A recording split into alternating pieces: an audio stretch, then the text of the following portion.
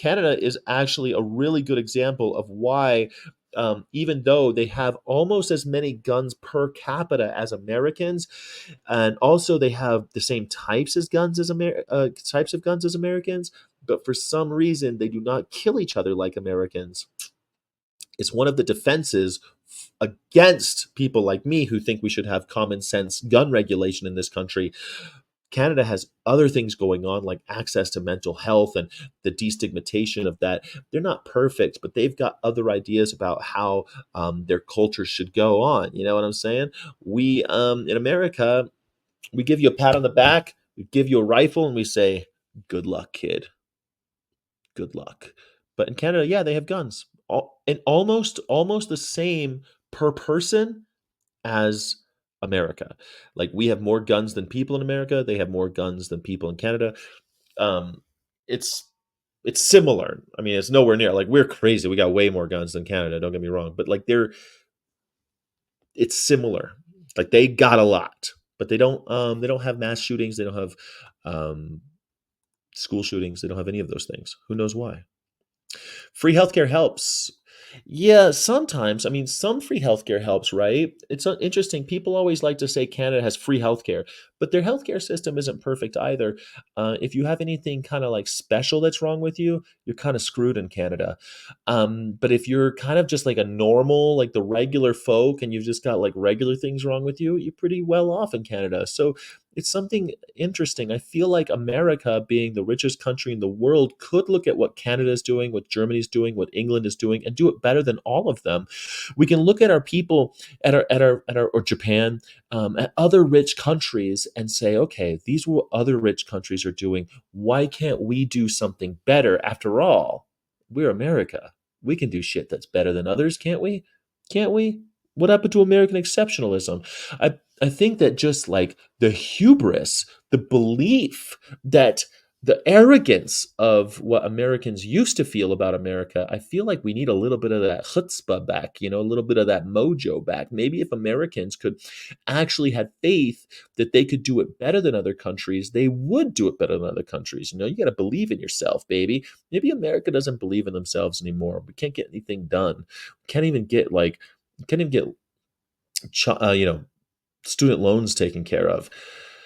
You can't even go to university in America without going deep into debt.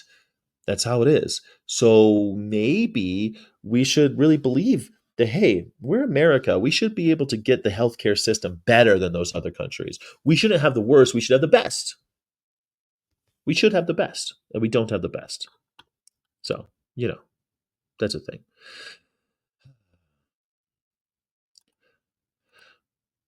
There's profit to be made. Yes, Gary Lark, there's profit to be made. You're absolutely right. We have more people in poverty. We do have more people and poverty. That's true.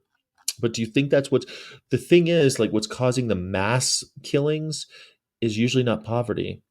So what's the deal? I think it stems from the authoritarian mindset or the Nazi mindset. I think it stems from superiority complexes in human beings. The idea in America for a long time was that the worst white man is better than the best black man. And if you tell the worst white man that he's better than the best black man, that the white man will empty his pockets for you. He'll give you all his money.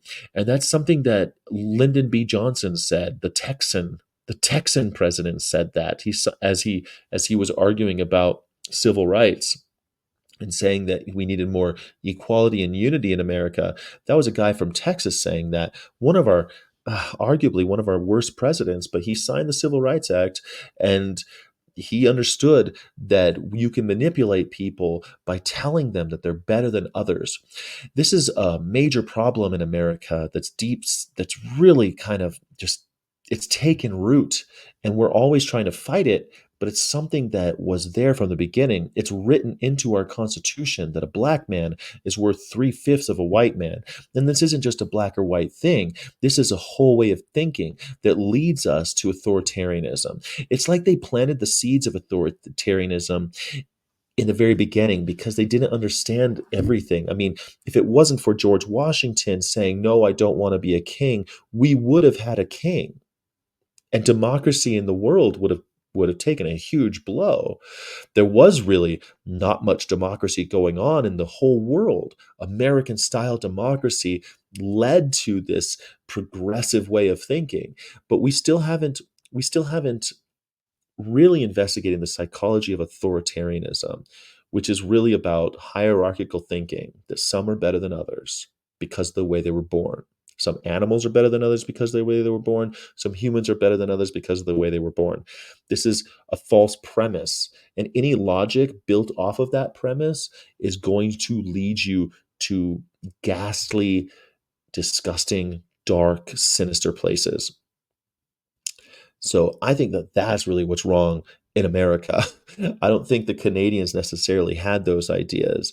They had those ideas of kings and queens and being a commonwealth and kind of being their own vibe, but still being under the yoke of the English Empire.